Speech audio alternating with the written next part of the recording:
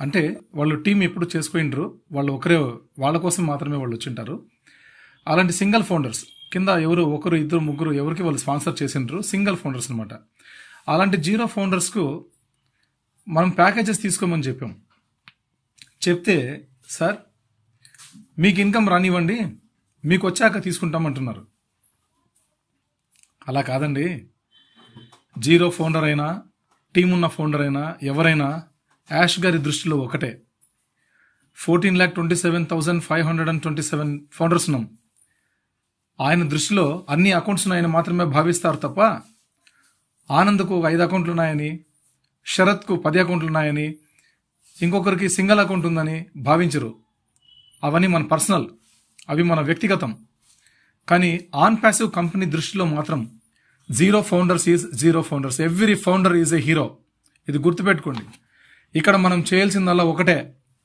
ఎవరైతే ఓ ఫౌండర్స్గా ఉన్నవాళ్ళు, సింగిల్ ఓ ఫౌండర్స్గా ఉన్నవాళ్ళు, టీమ్స్ ఏవి లేకుండా ఎవరిని స్పాన్సర్ చేయకుండా వాళ్ళు ఒకరే ఫౌండర్షిప్ తీసుకున్నటువంటి వాళ్ళు, ఇమ్మీడియట్గా మీరు ప్యాకేజ్ అవకాశం ఉంది కాబట్టి ఆ ఓఎస్లో ఉన్న ఓ కనెక్ట్ ప్యాకేజ్ని ఎవరైతే ఇప్పుడు కొనుగోలు చేస్తారో, బై చేస్తారో, they are in it to win it. In it to win it అంటే ఏంటో కూడా యాష్ గారు లాస్ట్ టైం చాలా క్లియర్గా చెప్పారు. We are in it to win it అని మనం స్లోగన్ని గొప్పగా చెప్తూ ఉంటాం. ఇన్ ఇట్ ఎప్పుడైతే ఫౌండర్షిప్ తీసుకొని ఎన్డీఏ సిగ్నేచర్ చేశామో ఆ రోజే మనం ఇన్ ఇట్ అయిపోయాం, లోపలికి వచ్చేసాం. Win it. ఇక మనం విన్ కావాలి అంటే ఏం చేయాలి? జస్ట్ మనం ప్యాకేజ్ తీసుకుంటే చాలు, వీఆర్ విన్ ఇట్ 100%. మనం ప్యాకేజ్ తీసుకుంటే చాలు, ఆటోమేటిక్ మనం ఆర్టిఫిషియల్ ఇంటెలిజెన్స్కి మనం లింకప్ అయిపోతాం. మొత్తం రోబోటిక్ చేతిలోకి వెళ్ళిపోతాం. ఆటో పైలట్ మోడ్లో మనకు auto pilot recruits, auto pilot team building, auto pilot payments, auto pilot traffic, everything మనకు కంపెనీ చూసుకుంటుందండి. మనం చేసే అవసరం లేదు. ఇదొకటి మీరు జాగ్రత్తగా గుర్తుపెట్టుకోవాలి. టీం ఉన్న వాళ్ళ, టీం లేని వాళ్ళ సంబంధం లేదండి. Every founder is important in on passive. ప్రతి ఒక్క ఫౌండర్ కూడా ఆన్ ప్యాసివ్కి ఇంపార్టెంట్. ఎందుకంటే ఆన్ ప్యాసివ్లో ఉన్న ప్రతి ఒక్క ఫౌండర్ కూడా అక్కడ ప్రతి ఒక్కరికి ఒక్కొక్క ఖాతా, ఒక్కొక్కరికి ఒక్కొక్క జీవితం ఉంటుంది, అద్భుతమైన జీవితం. బట్ అన్నీ కూడా టైం స్టాంప్ అండ్ డేట్ కింద తీసుకుంటారు. ఆటోమేటిక్గా artificial intelligence time stamp and date కింద తీసుకుంటుంది. మీరు ప్యాకేజ్ తీసుకుంటే చాలు. ప్యాకేజ్ తీసుకుంటే మాకు యూసేజ్ ఏం సార్?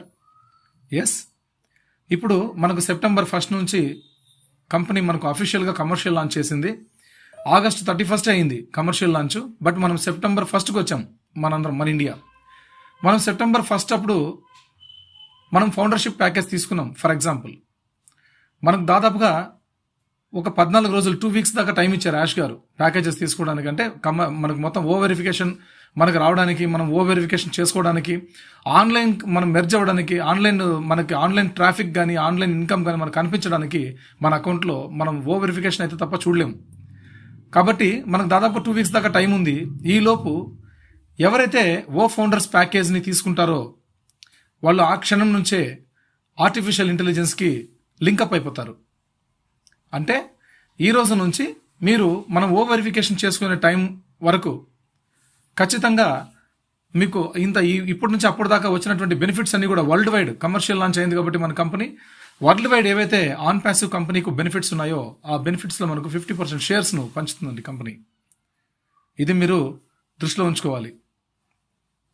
100% చాలా బెనిఫిట్స్ ఉంటాయండి. బెనిఫిట్స్ మీరు ప్యాకేజ్ తీసుకుంటేనే స్టార్ట్ అవుతుంది. అందుకే అన్నారు యాష్ గారు, యూనిట్ ఎప్పుడైతే ఫౌండర్గా వచ్చారో, ఎన్డీఏ సైన్ చేశారో ఆ రోజు మీరు యూనిట్ అయ్యారు.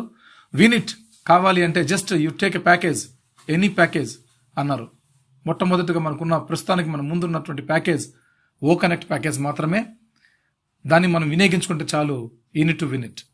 మనమే కాదండి, కస్టమర్స్ కూడా మాకు ఇన్కమ్ ఎప్పుడు వస్తుందో ఏమో, మేము ఏమన్నా చేసుకోవాల్సి వస్తుందో. ఓకే, చేసుకోండి, మీ ఇష్టం, మీ పర్సనల్ అది. మీరు ఎంతమందికి కస్టమర్స్కి మీరు ఇచ్చుకుంటే అంతమంది మీరు రీసెల్లర్ అవుతారు. అంతమంది కస్టమర్స్ మీ కింద వచ్చారంటే మీరు రీసెల్లర్ అవుతారు. ఏ కస్టమర్ అయితే ఎవరికైనా చెప్పినాడంటే అతను రీసెల్లర్ అవుతాడు. కాబట్టి కస్టమర్స్ కూడా ఫౌండర్స్కి వచ్చే బెనిఫిట్స్ రాకపోయినా మీరు కూడా అద్భుతంగా ఉండగలుగుతారు. మీ లైఫ్ సూపర్ డూపర్గా ఉంటుందండి, ఎక్సలెంట్గా ఉంటుంది. అంటే ఇక్కడ ఒకటి గుర్తుపెట్టుకోండి, వరల్డ్లో ఉన్న ప్రతి ఒక్క నెట్ యూజర్ని కూడా గెలిపించాలనుకున్నారు యాష్ గారు. అది ఆయన డ్రీమ్.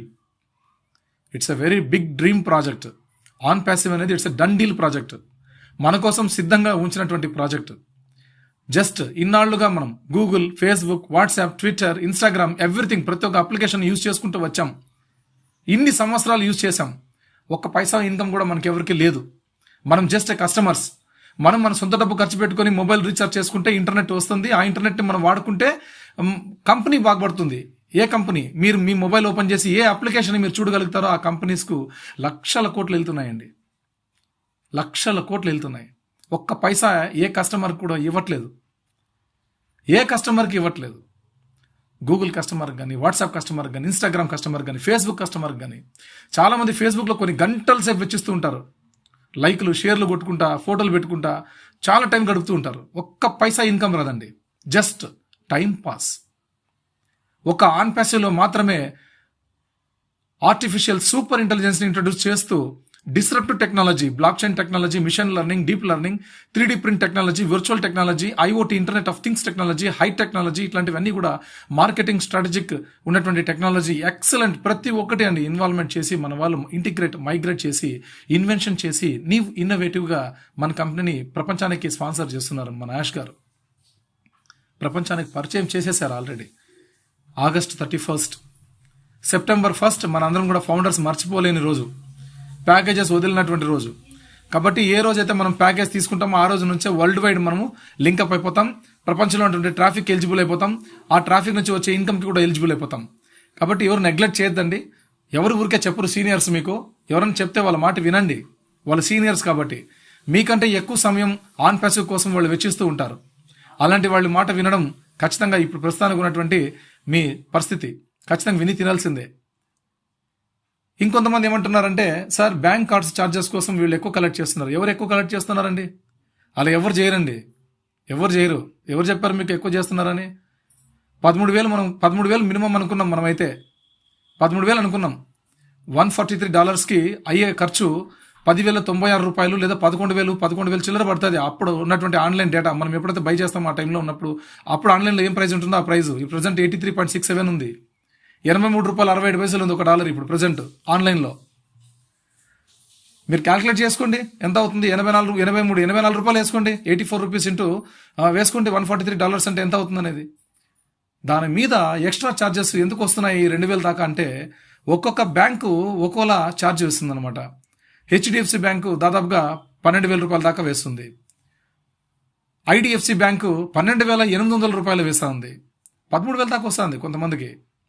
అంటే ఇలా డబ్బులు ఎక్కువగా ఖర్చు అవుతున్నాయండి. బ్యాంకింగ్ ఛార్జెస్, హ్యాండ్లింగ్ ఛార్జెస్ అన్ని వేస్తున్నారు కాబట్టి బ్యాంక్స్కి పే చేస్తున్నారు. ఆటోమేటిక్ జిఎస్టీ అన్ని కట్ అవుతున్నాయండి వాళ్ళకు. $143 ఉన్నప్పుడు మీ అకౌంట్ వాళ్ళు యాక్టివేషన్ చేసే టైంలో వాళ్ళకు కట్ అవుతుంది. ఆ కార్డు తీసుకొని చేసి ఆపరేటింగ్ చేసే అటువంటి లీడర్కి కట్ అవుతుంది. ప్లస్ మీరేమనుకుంటున్నారంటే అతనేమో ఎక్స్ట్రా ఛార్జెస్ వేసి అతను తీసుకుంటున్నాడేమో అనుకుంటున్నారు. అది అబద్ధం. నమ్మద్దండి ఈ మాటలన్నీ. ఎవరో ఫ్రాడ్ స్టార్స్ చెప్తున్నారు మీకు ఆ మాటలన్నీ. వాళ్ళు యూజ్లెస్ ఫెలోస్. అట్లాంటి బ్రెయిన్లెస్ ఫెలోస్ మాటలు మీరు వినొద్దండి. చాలామంది ఇట్లాంటి వెర్రివాగులు వాగే వాళ్ళు చాలామంది ఉన్నారండి. కిక్అవుట్ చేయండి ఫస్ట్ ఆఫ్ ఆల్. అట్లాంటి వాళ్ళని ఈడియట్స్ చాలామంది ఉంటారు మన చుట్టూ. కిక్అవుట్ చేయండి ప్లీజ్. కిక్అవుట్. వాదాలు పెట్టుకోకండి అలాంటి వారితో. కిక్అవుట్ చేసేసేయండి. సింపుల్. బ్యాంక్ కార్డ్ ఛార్జెస్ ఇవే కాదండి, డైలీ ఛార్జెసే కాదండి. ఇప్పుడు మనం అకౌంట్ యాక్టివేషన్ చేసే టైంలో పడే ఛార్జెసే కాదండి, మంత్లీ ఛార్జెస్ కూడా ఉంటాయి. 1,700, 1,800, 2,000 కూడా ఛార్జెస్ పడ్డాయి నాకు లాస్ట్ టైం రిజిస్ట్రేషన్ చేసేటప్పుడు. ఆ మంత్ నాకు అక్టోబర్లో నేను చేశాను రిజిస్ట్రేషన్స్ అన్ని. నవంబర్ ఎండింగ్లో, డిసెంబర్లో, జనవరిలో, ఫిబ్రవరి వరకు కట్ అయ్యానండి నా బ్యాంక్ ఛార్జెస్. నాకు నేను ఎవరిని అడగాలి అమౌంట్? ఇస్తారా మీరు? ఛార్జెస్ పడ్డాయంటే ఇస్తారా? ఇవ్వరు కదా. మరి అదేనండి, మీ బ్యాంక్ కార్డు ద్వారా చేస్తే మీకు 13,000 అంటే మీకు 11,000 అయిందనుకోండి, 12,000 అయిందనుకోండి, మిగిలిన డబ్బులు మీ దాంట్లోనే ఉంటాయి. కానీ ఒక లీడర్ చేస్తున్నాడంటే అతను మీ ఒక అకౌంట్ కాదు చేసేది, చాలా అకౌంట్స్ చేస్తూ ఉంటాడు కాబట్టి ఎక్కువగా డబ్బులు ట్రాన్సాక్షన్ జరిగింటాయి కాబట్టి ఆయన కార్డు లిమిటేషన్స్ కూడా కంప్లీట్ అయిపోయింటుంది కాబట్టి ఆయనకు ఛార్జెస్ ఎక్కువగా పడుతూ ఉంటాయి. మనం అర్థం చేసుకొని కోఆపరేట్ చేసి ఈ టైంలో అందరూ సామరస్యంగా కలిసిమెలిసి ముందుకు వెళ్ళాలండి. మానవత్వం అంటే ఇదేనండి. డబ్బు కోసం డబ్బు ముఖం చూడడం కాదు, మనిషి ముఖం చూడండి. మీకోసం ముందుకు పడి నేను చేస్తాను, నేను ఉన్నా కదా, నీకు ఎందుకు ధైర్యం చెప్పేటువంటి లీడర్ చేయి పట్టుకోండి, ముందుకెళ్తారు. ఎందుకు ఇబ్బంది పెడతారండి? ఇంతేనండి, ఈ విషయం చెప్పడం కోసమే ఈ ఆడియో చేశానండి. దయచేసి దీన్ని మీకు తెలిసినటువంటి ఫార్వర్డ్ చేసి హ్యాపీగా ఉండండి ఫౌండర్స్. జై ఆన్ ప్యాసివ్.